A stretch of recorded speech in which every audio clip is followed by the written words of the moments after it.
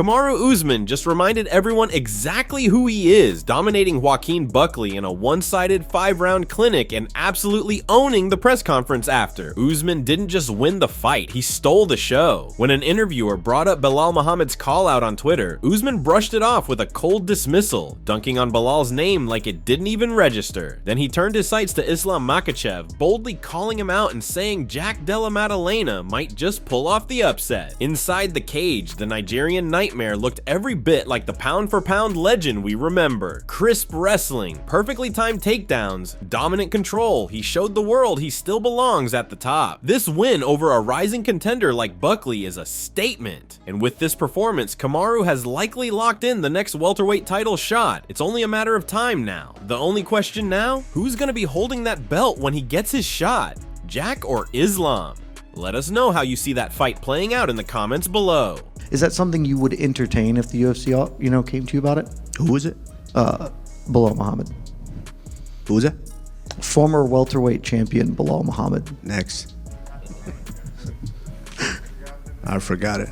Next. JDM is no slouch. Let's not look past JDM. I said that in his last fight, and he went out there and he showed you guys, don't look past him. He's very, very talented. So, do you predict that Islam would win the 70 belt once that fight gets made? I'm not predicting anything. All I'm saying to you guys is stop sleeping on JDM. He's very, very talented. That's why he's the champion right now. So let's not sleep on him. It's going to be an interesting fight. I will be watching that fight, and I'll take the winner. How big would a fight between you and Islam be? That would have to be like one of the biggest fights in the company, right? Of course.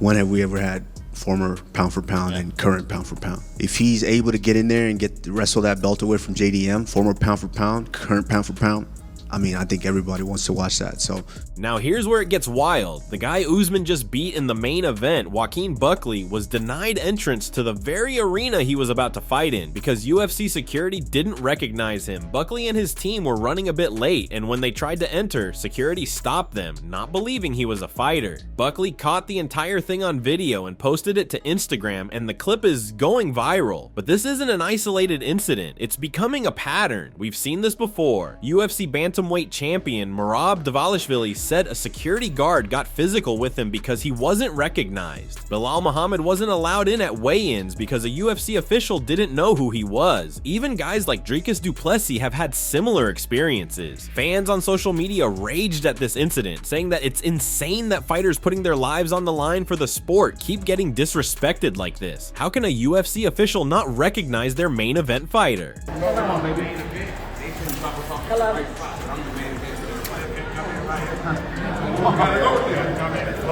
I know, you didn't know what the golden dot was. We just gotta get to him. Can somebody escort us or something? Sir. All right, thank you. The UFC couldn't take us to here, so we had to walk here ourselves. Now they're not letting us in. We're the main event. Can't come in for that's crazy. Everybody come here right here, gotta have a picture. Yeah. Mike. All right, y'all figure that out for us, okay? All right. Can we give somebody our number to one of y'all? Let us stay right here, man. They're not letting us in at the moment. Stay around. Bet. Islam Makhachev has officially fired back at Kamaru Usman's call-out following his dominant win over Joaquin Buckley, and things are heating up fast. In a clip that surfaced on Russian social media app Telegram, Islam was asked directly about Usman calling him out, and without hesitation, he made it clear. He is ready. Quote, "Whoever wants it, I'll fight anyone. Just send me contract when time comes. I cleaned out the top 5 of my division. Now it's time to do the same at welterweight. Welterweight, lightweight, I'm ready. I'm not hiding. The UFC knows that. If they offer me anybody, I'll accept. I don't need to prove anything. Anyone who wants it, let them come." End quote. This isn't just talk. Islam's been open for a while now about being down to fight Kamaru. The two even exchanged words face to face in the past. And yes, there's actual footage of it. It wasn't just a respectful nod, but a real moment of mutual intent to fight. If you have belt, me and you fight. You come 155. Be big. No, middleweight, you middleweight. But now, for the first time, this potential clash isn't some fantasy match. It's actually starting to feel real. What a fight this would be. Former pound-for-pound 1 versus current pound-for-pound king. Wrestling, striking, cardio, fight IQ, both of these guys are elite in every single area. This isn't just a super fight, it's a legacy-defining war. Islam's dominance at lightweight has some fans wondering who could possibly push him, and Usman still carries that championship grit and durability, which he showcased in the dominant performance against Buckley last night. If this goes down, it might just be one of the biggest technical battles the UFC can put together right now.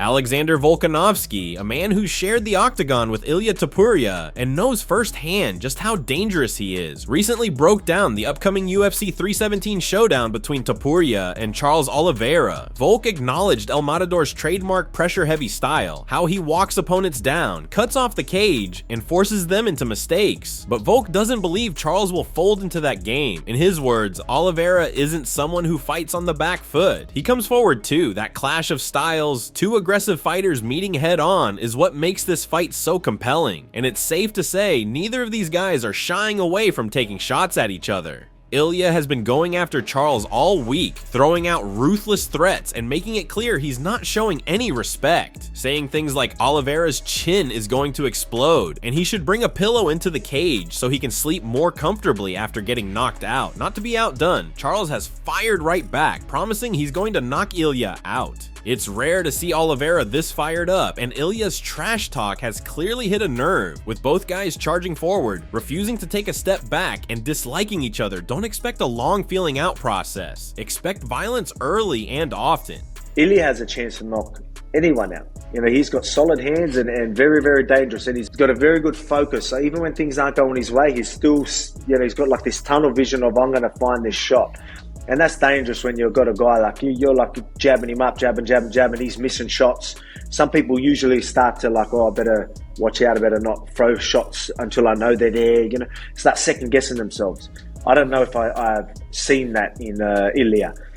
So when you've got someone that's that stoic through that process, you know, he could definitely find that shot. And if he does, he could put anyone even in the lightweight division out, you know, but again, he's going to find tough guys. I don't think Charles Oliveira is going to be on the back foot at all.